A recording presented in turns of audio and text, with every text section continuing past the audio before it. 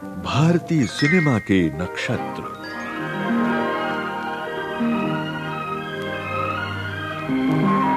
भारतीय सिनेमा के 100 बरस की यात्रा को समर्पित विविध भारती की पेशकश। भारतीय सिनेमा के नक्षत्र।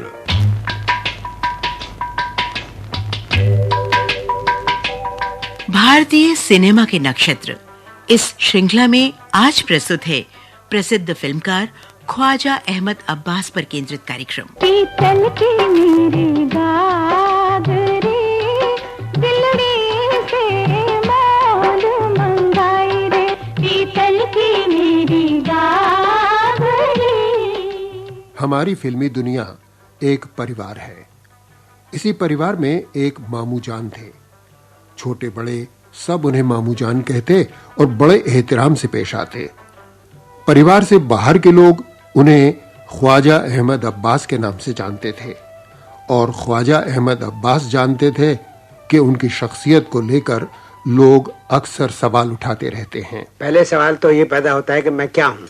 तो मुश्किल ये है कि जर्नलिस्ट कहते हैं कि मैं फिल्म प्रोड्यूसर और डायरेक्टर हूँ। फिल्म प्रोड्यूसर और डायरेक्टर साफ इनकार करते हैं इससे कि मैं फिल्म वाला हूँ, बल्कि वो कहते हैं कि मैं एक जर्नलिस्ट हूँ। और अदीब और क्रिटिक्स जो हैं वो मुझे अदब के महल में दाखिल होने से रोकते हैं। वो कहते हैं कि मैं बिल्कुल अदीब नहीं हूँ। तो मेरी खुद समझ में नहीं आता कि मैं क्या हूँ और क्या नहीं हूँ। कोई बतलाए कि हम बतलाएं क्या। तो मैं अपने आप को तो एक कम्युनिकेटर कहता हूँ कि कुछ बात मुझे कहनी है और लोगों से वो मैं कहना चाहता हूँ। अब उसके लिए जो भी रास्ता मुझे इख्तियार करना पड़े मैं उस रास्ते से चलना पसंद करता हूँ। ख्वाजा अहमद अब्बास ने ये बात बेशक मियां गालिब की तर्ज पर कही थी, लेकिन उनका दिल हमेशा मोहब्बत और भाईचारे की तर्ज पर बात करता था। साथी रे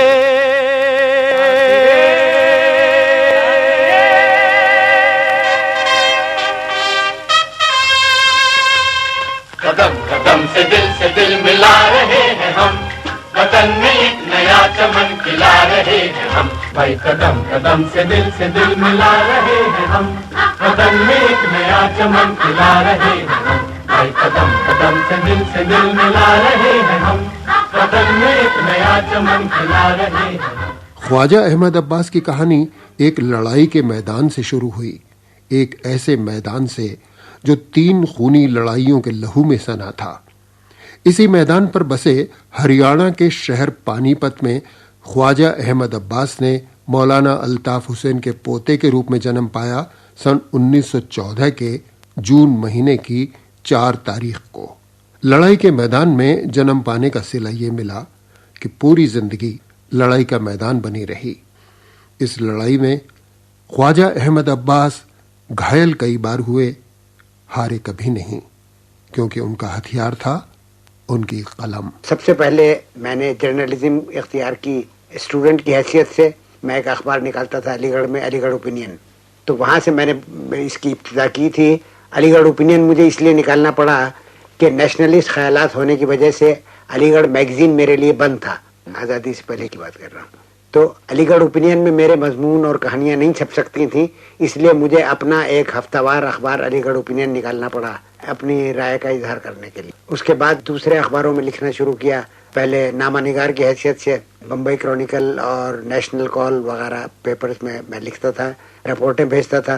और उसके बाद मैं नेशनल कॉल में पहले और बम्बई क्रॉनिकल में बाद में अप्रेंटिस की हैसियत से मैंने छुट्टियों के ज़मानों में काम किया। एक साइकिल पर मैं दिल्ली के गिरदोनवा में चारों तरफ घूमता था और जितनी पुलिस की रिपोर्ट्स और हॉस्पिटल की रिपोर्ट्स थी वो लाता था। लेकिन उन्हीं रिपोर्ट्स के अंदर मुझे कुछ ऐसी ह्यूमन इंटरेस्ट स्टोरीज, एक इंसानी जिंदगी के ऐसे पहलू उजागर मुझ पर हुए कि उन्होंने मुझे आहिस्ता आहिस्ता अफसाना नवीसी शुरू हुई तो कहानियों की जमीन पर समाजवाद और इंसानियत लहराने लगी। ख्वाजा अहमद अब्बास की कलम ने कभी सियासी और मजहबी सरहदों पर हमला किया तो कभी जबान और नस्ल की रवायती दीवारों को गिराने का जतन किया। कलम उनके महबूब थी और अपनी महबूब का साथ उन्होंने कभी नहीं छोड़ा। मेरी महबूब मेरे साथ ही चलना है तुझे मेरी महबूब। ये महबूब यानी कलम ख्वाजा अहमद अब्बास का प्यार भी थी और उनकी तलवार भी। इसी को हाथ में थामे अलीगढ़ से दिल्ली होते हुए ख्वाजा अहमद अब्बास बंबई आ पहुंचे। उन दिनों मुंबई का यही नाम था, बंबई यानी सपनों का शहर, जहां आज भी हर बरस बेशुमार लोग शोहरत और दौलत की तलाश में आते हैं। लेकिन ख्वाजा अहमद अब्बास यहां आए थे तर्जुबात की दौलत कमाने। मुझे तजर्बा हासिल हुआ मुख्तलिफ किस्म की चीजें लिखने का। तो उन तजर्बों में से एक तजर्बा ये भी था फिल्म पर रिव्यू लिखने का। तो छोटे छोटे फिल्मों पर रिव्यू मैं लिखता था, मगर उसमें क्रिटिक साहब को कुछ ऐसी बात नजर आई कि उन्होंने मुझे एनकरेज करना शुरू किया। और इसके बाद में उनका इंतकाल हो गया, तो एडिटर साहब को मालूम था कि मैं उनकी जगह अक्सर लिखता रहता हूँ, तो उन्होंने मुझे फिल्म क्रिटिक अपॉइंट कर दिया।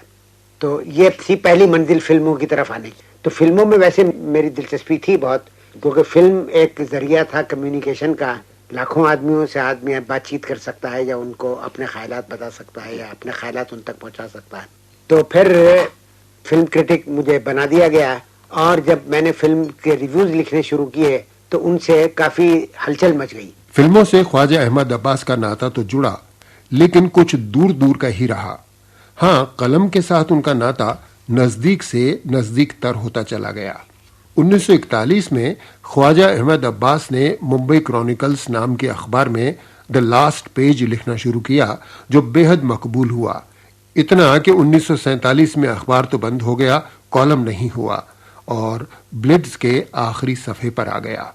यहां ये कॉलम 1987 यानी पूरे 46 बरसों तक जमा रहा।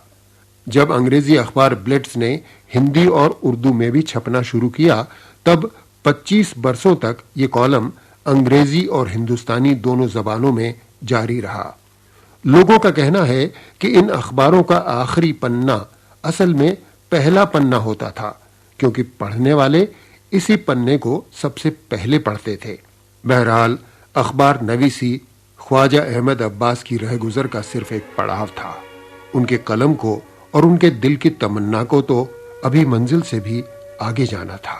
दिल की तमन्ना थी मस्ती में, मंजिल से भी दूर निकलते, अपना भी कोई साथी होता, हम भी बहकते चलते चलते, दिल की तमन्ना।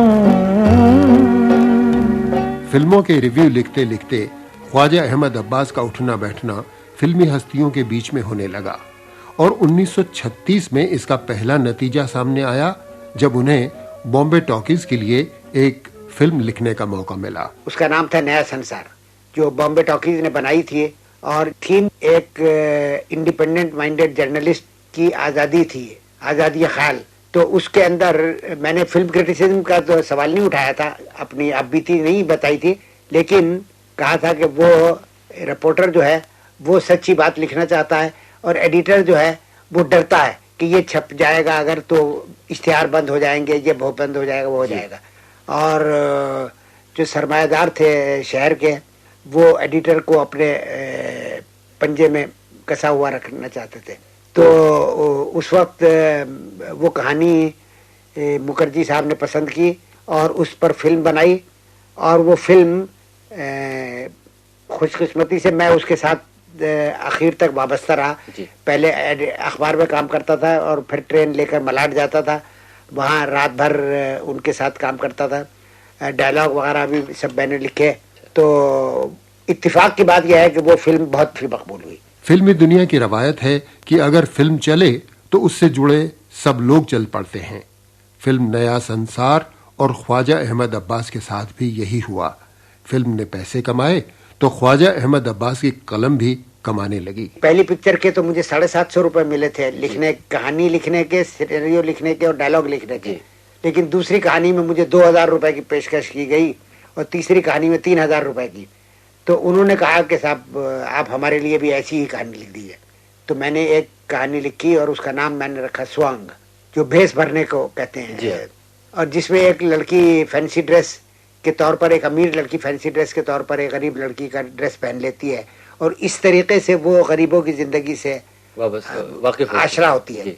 तो और एक गरीब ड्राइवर जो है उससे इश्क करने लगता है, और बाद में वो ये समझता है कि इस लड़की ने मुझे धोखा दिया है और असल में ये एक अमीर लड़की ही है, और उसी सिलसिले में एक फैंसी ड्रेस भी उसने पहन लिया था।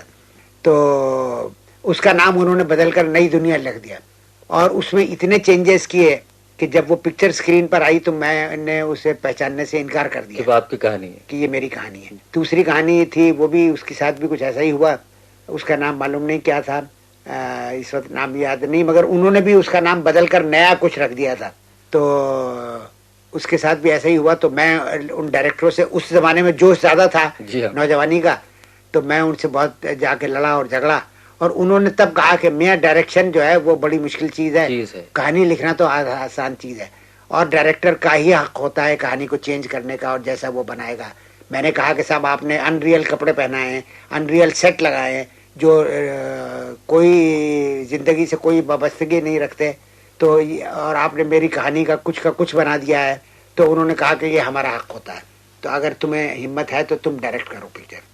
तो मतलब ये कि इख्तलाफात जो थे, जिन्होंने आपको एक रिव्यू राइटर से अफसाना निगार, और उसके बाद फिर जो इख्तलाफ पैदा हुए, उसके बाद आपको बहसियत कहानी निगार से फिर डायरेक्टर की तरफ राग़िब किया।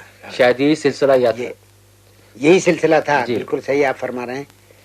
तो मैंने अब डायरेक्शन की तरफ थोड़ी तवज्जो देनी शुरू की। जब मैं जाता था सेट पर तो जरा गौर से देखता था कैमरा कैसे रखा जाता है, डायरेक्शन कैसे की जाती है, शॉट डिवीजन कैसे होता है, इसके बारे में मैंने किताबें भी पढ़ी।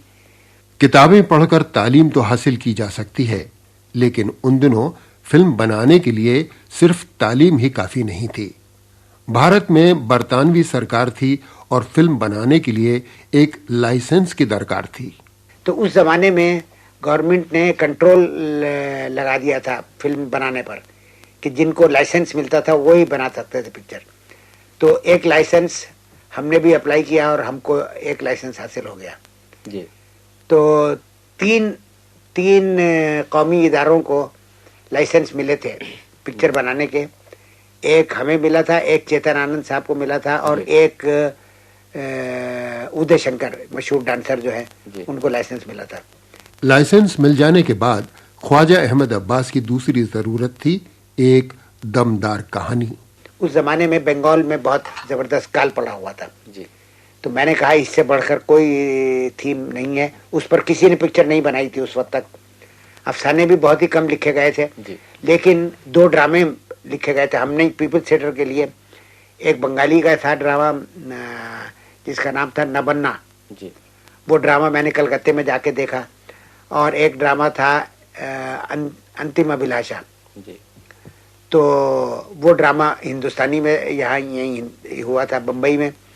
तो और कृष्ण चंद्र ने एक मारकतुल आरा कहानी लिखी थी उस जमाने में जिसका नाम था अन्नदाता जी हाँ। तो मैंने इन तीनों को मिलाकर इनकी बेसिस पर वो फैलाकर कहानी लिखी धरती के लाल की, जिसका नाम रखा गया धरती के लाल जी। धरती के लाल आंसू, दर्द, नाउमीदी और बेबसी के साथ हिम्मत और हौसले की भी कहानी थी। इस फिल्म ने फिल्म संसार में समाजवाद के बीज को अंकुरित करने का काम किया। समाजवाद जो ख्वाजा अहमद अब्बास का आदर्श भी था और उनकी जिंदगी का हिस्सा भी। और वो पहली पिक्चर थी जो कि मैं कहूंगा कि सोशलिस्ट बुनियादों पर बनाई गई, और मेरे ख्याल में आखिरी पिक्चर भी थी। उस पिक्चर में ये फैसला कर दिया गया था किसी आदमी को 400 रुपए से ज्यादा तनख्वाह नहीं मिलेगी जी। उसमें मुझे भी 400 रुपए तनख्वाह मिलती थी, बलराज सानी को भी 400 रुपए तनख्वाह मिलती थी, शंभू मित्रा को भी 400 रुपए तनख्वाह मिलती थी, तृप्ति मित्रा को भी 400 रुपए तनख्वाह मिलती थी, और कम से कम 200 रुपए तनख्वाह मिलती थी किसी आदमी को। जो मामूली कुली थे कैमरा उठाने के उनको भी 200 रुपए मिलती थी। ख्वाजा अहमद अब्बास की ऐसी ही इनकलाबी सोच वाली एक कहानी पर महबूब खान फिल्म बनाना चाहते थे दिलीप कुमार को लेकर, लेकिन उस कहानी पर राज कपूर का दिल आ गया और उन्होंने इसे हथिया लिया। फिर इस कहानी पर एक ऐसी फिल्म बनी जिसकी बदौलत हिंदुस्तानी फिल्म संसार का नाम इंटरनेशनल फिल्म संसार के माथे पर सज गया।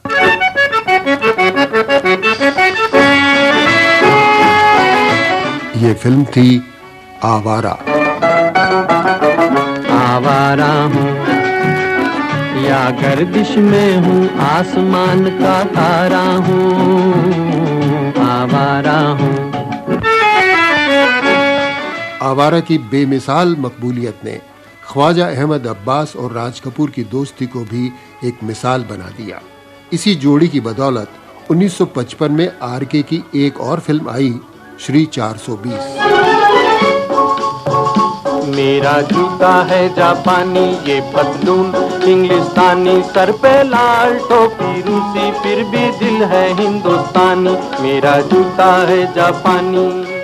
राज कपूर की फिल्म जागते रहो की पटकथा भी ख्वाजा अहमद अब्बास के कलम से होकर गुजरी और राज कपूर का सबसे बड़ा सपना मेरा नाम जोकर भी ख्वाजा अहमद अब्बास के जहन के रास्ते ही पर्दे पर उतरा। मेरा नाम जोकर ने दौलत बेशक नहीं बटोरी, लेकिन इज्जत से राज कपूर का सिर बाकायदा ऊंचा किया। आज भी मैं सर ऊंचा करके कहता हूं, मेरा नाम जोकर। जीना यहाँ मरना यहाँ, इसके सिवा जाना कहाँ। मेरा नाम जोकर को कामयाबी नहीं मिली तो उन्होंने मुझसे कहा कि भाई इस बार आप मेरी खातिर एक लव स्टोरी लिख दीजिए जो कि नौजवानों के लिए खास अपील रखती हो। तो मैंने सोचकर ये कहानी बनाई बॉबी की, जो कि कुछ रद्दोबदल के साथ राज कपूर ने पेश कर दी। उसकी कामयाबी मेरी कहानी की वजह से नहीं हुई, राज कपूर की रद्दोबदल की वजह से हुई। हम तुम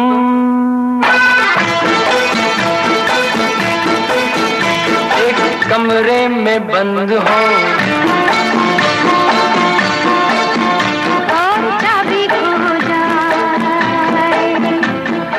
बॉबी की या कहिए ख्वाजा अहमद अब्बास की बदौलत राज कपूर का शोमैन खिताब एक बार फिर आसमानी परचम बन गया। ये सन 1973 की बात है। इसके 4 बरस पहले यानी सन 1969 में ख्वाजा अहमद अब्बास ने एक हीरे को तराश कर पर्दे पर उतारा था अपनी फिल्म 7 हिंदुस्तानी में, जो बाद में धरती का सबसे बड़ा सितारा बना और स्टार ऑफ द मिलेनियम के खिताब से नवाजा गया। जी हाँ, अमिताभ बच्चन। मेरा छोटा भाई अजिताभ, जो स्कूल कॉलेज के जमाने से मुझे मंच पर अभिनय करते देख रहा था, अजिताभ ने मेरी भेंट निर्माता निर्देशक ख्वाजा अहमद अब्बास से करवाई। अब्बास साहब उन दिनों फिल्म 7 हिंदुस्तानी की तैयारियां कर रहे थे। एक हिंदुस्तानी का रोल करने के लिए उन्होंने मुझे चुन लिया और मेरी फिल्मी जिंदगी शुरू हुई। फिल्म 7 हिंदुस्तानी की कहानी हिंदुस्तानी अवाम की खूबियों और खामियों का फिल्मी दस्तावेज थी। वतन परस्ती का एक ऐसा पैगाम थी जो देखने वालों के जहन को जगाने का काम करती है। सच पूछिए तो यही थी ख्वाजा अहमद अब्बास की कलम की फितरत। बरसों पहले सन 1957 में उन्होंने सोवियत रूस के सहयोग से हिंदुस्तानी कल्चर को सलाम करने वाली एक फिल्म बनाई थी, परदेसी। अरे जरा सुनो लगा कर ध्यान, ये हिंदुस्तान है प्यारे, हमारी जान है प्यारे, ये हिंदुस्तान है प्यारे, हमारी जान है प्यारे। परदेसी दुनिया की पहली ऐसी फिल्म थी जिसे 2 देशों ने मिलकर बनाया था। ये एक रूसी नौजवान के हिंदुस्तान आने की कहानी थी। ये उन दीवारों की दास्तान थी जो कभी मजहब, कभी जबान और कभी सरहद बनकर इंसान को इंसान से जुदा करते हैं।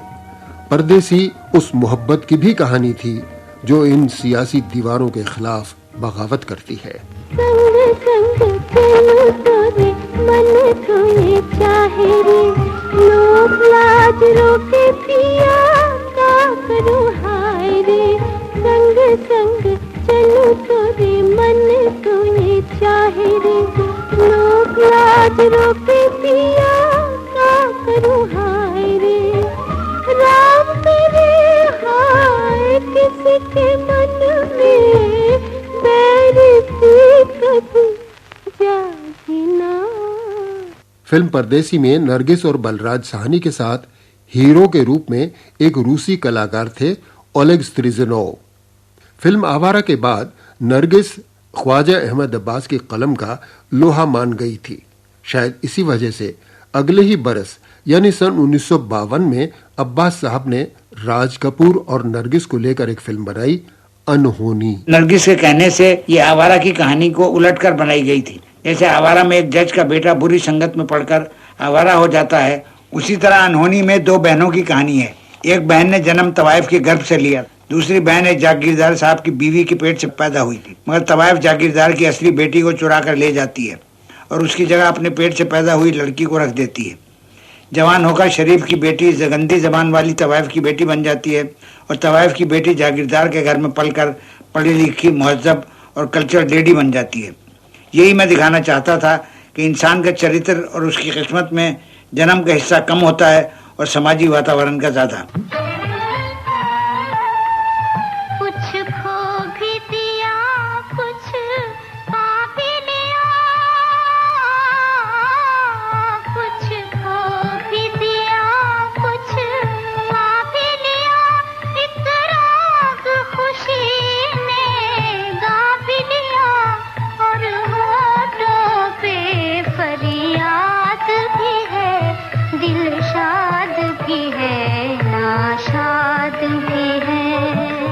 ख्वाजा अहमद अब्बास कलम के सिपाही थे।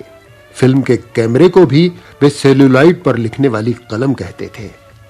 बहुत धारदार थी उनकी कलम, जहां भी चलती अपने निशान छोड़ जाती। जीवन भर वे कलम को थामे रहे। अखबारों, रिसालों, अफसानों और फिल्मों पर उनकी कलम के अनगिनत नक्श आज भी मौजूद हैं। फिल्मी तारीख में उनकी कलम का परचम हमेशा लहराएगा। फिल्म परिवार में अपने रिश्तों की बदौलत इन मामूजान ने 1959 में एक मल्टी स्टार फिल्म भी बनाई। मिलने और बिछुड़ने की इस चौरस्ता कहानी का नाम था चार दिल चार राहें।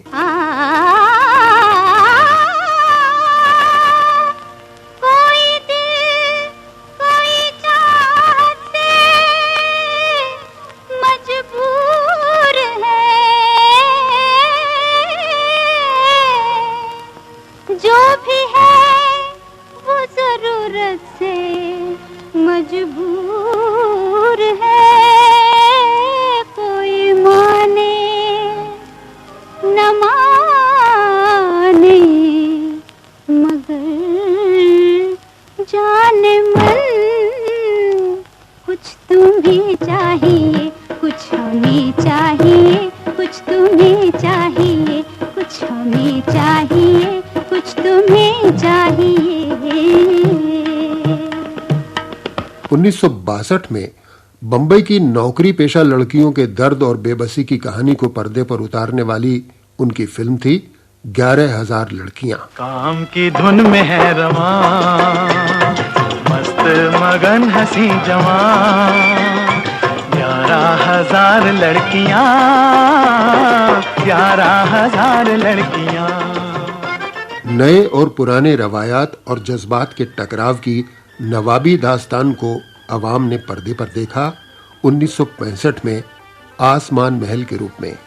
खूबसूरत है तेरी तरह शिकायत तेरी, इस शिकायत से झलकती है मोहब्बत तेरी, खूबसूरत है। बंबई की रंगीन और संगीन जिंदगी के अंधेरे उजाले पर्दे पर नमूदार हुए सन 1967 में फिल्म थी बंबई रात की बाहों में। चलती हुई जवानियां, ये अनकही कहानियां, अल्लाह हरे कयामत, अल्लाह हरे कयामत, जलती हुई जवानियां। सन 1971 में राजस्थान की रेगिस्तानी प्यास और पानी के टकराव की सियासी कहानी बनी दो बूंद पानी। अपने वतन में आज दो बूंद पानी नहीं तो यहाँ जिंदगानी नहीं। ख्वाजा अहमद अब्बास दिल्ली से मुंबई आए थे, लेकिन तिजारत के इस रेगिस्तान में रुपया वे नहीं कमा पाए। हाँ, इज्जत बेशुमार पाई, मगर इज्जत अपने स्टाफ को तनख्वाह के रूप में नहीं दी जा सकती, उसके लिए तो रुपया चाहिए। मेरे पास अपना कोई खजाना नहीं है, न कोई पूंजीपति मुझे रुपया देने के लिए तैयार है। मेरी फिल्में तो यूं ही लस्टम पस्टम छोटे मोटे कर्ज लेकर ही बनती हैं। अर्ज ये कि मैं एक सरफिरा आवारा किस्म का आदमी हूँ। लेकिन सिरफिरा आवारा किस्म का ये आदमी एक लाजवाब आदमी था, समाजवादी सोच का जीता जागता तर्जुमा। उनकी एक फिल्म को फिल्म फाइनेंस कॉरपोरेशन ने फाइनेंस देने से इनकार कर दिया था, लेकिन जब इसी कहानी पर बनी उनकी फिल्म शहर और सपना को 1963 के लिए राष्ट्रपति का गोल्ड मेडल दिया गया, तो ख्वाजा अहमद अब्बास ने इनाम और मुनाफे की रकम अपनी यूनिट के लोगों में बराबर तकसीम कर दी। समाजवादी सोच केवल तकरीरों, रिसालों या फिल्मों में बयान करने की ही नहीं, जिंदगी में उतारने और उस पर अमल करने की भी चीज है। 7 हिंदुस्तानी के दिनों को याद करते हुए अमिताभ बच्चन कहते हैं, 3rd क्लास के कंपार्टमेंट में गाड़ी में बैठ करके हम लोग गोवा गए और रास्ते में जहां जहां हमें मौका मिलता गया, अगर किसी सर्किट हाउस में जंगल के बीच कहीं एक मकान मिल जाता था तो वहां पर हम लोग रहते थे। एक ही हॉल में पूरा कास्ट और पूरे वर्कर्स सब एक साथ वहां जमीन पे हम लोग सोते थे और सभी एक किस्म का खाना खाते थे। एक ही कमरे में सब लोग रहते थे, एक ही साथ, कोई भेदभाव नहीं था। एक उनका एक बहुत ही सोशलिस्टिक और मॉरल इशू था ये उनके जीवन में, और उसका वो पूरी तरह से उसको वो निभाते थे। अमिताभ बच्चन की तरह और भी जाने कितने ऐसे लोग हैं जिन्होंने ख्वाजा अहमद अब्बास से सीखा। कोई उनकी फिल्मों का मुरीद हुआ तो कोई कलम का। बहुत सारे लोगों ने तो उनकी जिंदगी से सबक हासिल किया। लेकिन 1 जून 1987 को तालीम का यह मदरसा हमेशा के लिए बंद हो गया। कभी कभी लगता है कि जाने वाले क्यों चले जाते हैं, जाने वालों को क्या रोका नहीं जा सकता?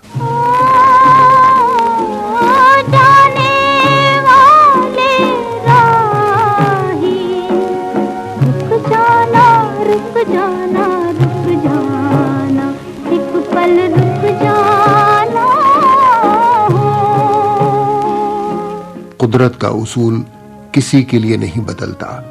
एक दिन सबको जाना पड़ता है, एक पल के लिए भी कोई रुक नहीं पाता। वक्त पूरा होते ही सब चले जाते हैं। सो अखबारों की लाखों कतरनें, सैकड़ों किताबें और 50 फिल्में पीछे छोड़कर पद्मश्री ख्वाजा अहमद अब्बास भी चले गए, इतिहास के पन्नों में दर्ज हो गए। कोरे कागज पर पड़ी हुई उनकी कलम उनको सदा याद करती रहेगी, शायद कहती रहेगी, अलविदा दसवीदानिया। याद दसवीदानिया, याद दसवीदानिया, यार को तड़पाने वाले याद दसवीदानिया, मिलेंगे जाने वाले याद दसवीदानिया, मिलेंगे जाने वाले याद दसवीदानिया। भारतीय सिनेमा के नक्षत्र आप सुन रहे थे प्रसिद्ध फिल्मकार ख्वाजा अहमद अब्बास पर केंद्रित कार्यक्रम। शोध, आलेख और स्वर लोकेंद्र शर्मा, ध्वनि संपादन Kamal Sharma, technical support Dilip Kulkarni, executive producer Manisha Jain, producer Kamal Sharma. भारतीय सिनेमा के नक्षत्र।